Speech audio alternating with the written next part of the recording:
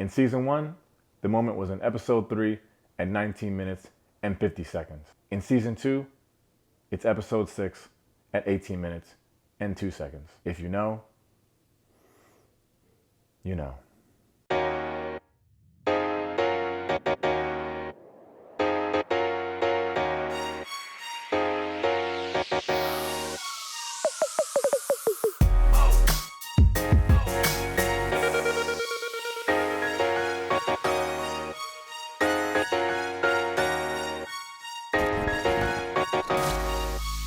Alright, welcome to Taste Take. If you're new here, I do spoiler-free movie and TV reviews. Give you a little background, just let you know if I think it's worth checking out or not.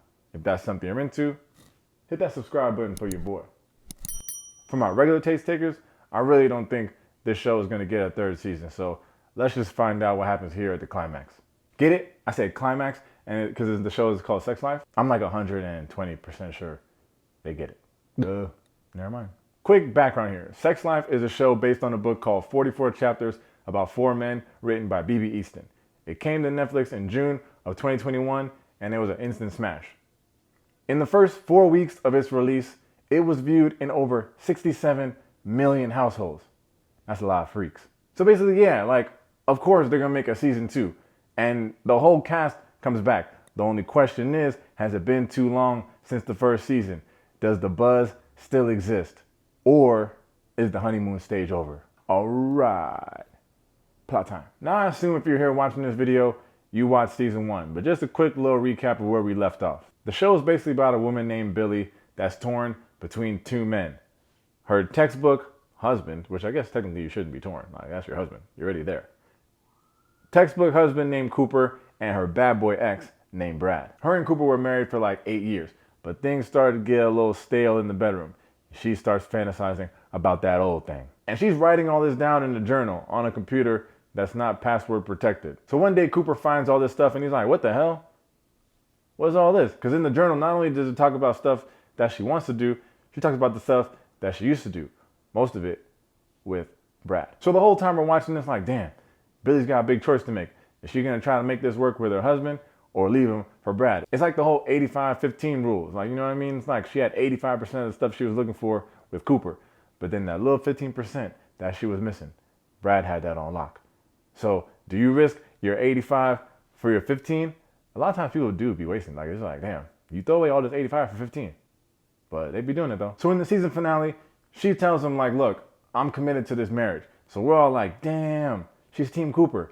But then all of a sudden, she leaves the house and drives over to Brad's house. So we're all like, damn, she's Team Brad. But when she gets there, she's like, look, bro, this doesn't change anything.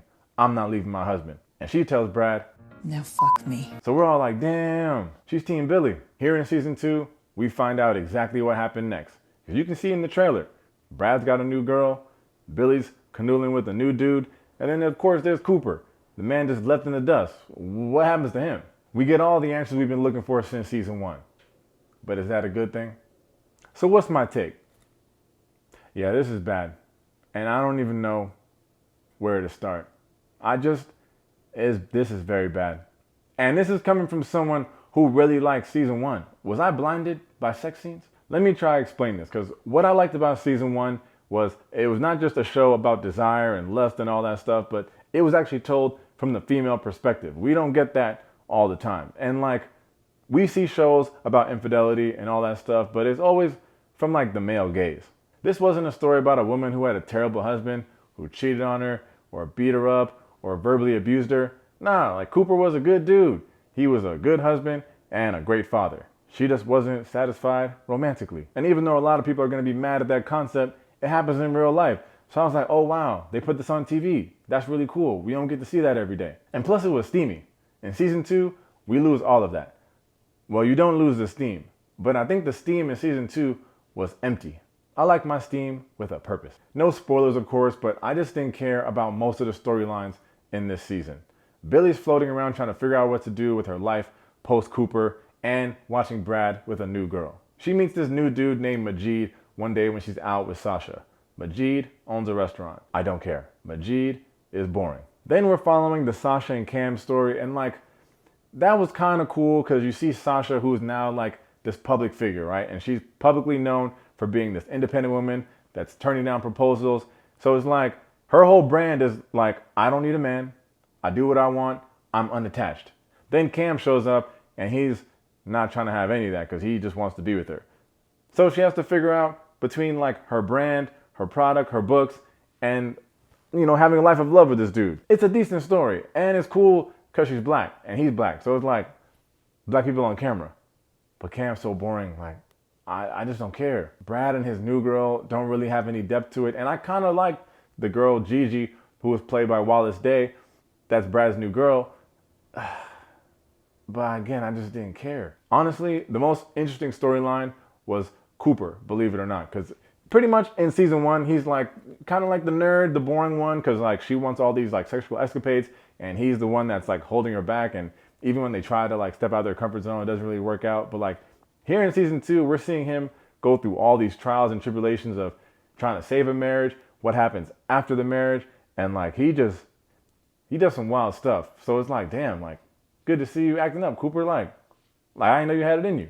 And that was the most interesting thing of the whole season. But that's the problem, because in season 1, I just told you like it was cool to see it from the woman's perspective. Now we're back seeing it how we always see it. So like the best part of the show from last season is lost. And the best part of this season is like just what we always see on TV. On top of all of that, I feel like the acting got worse. The editing got worse. Like you're just seeing like lines of dialogue be added in like post-production. And you're hearing the audio, but mouths are not moving. Then there's all these random slip-ups.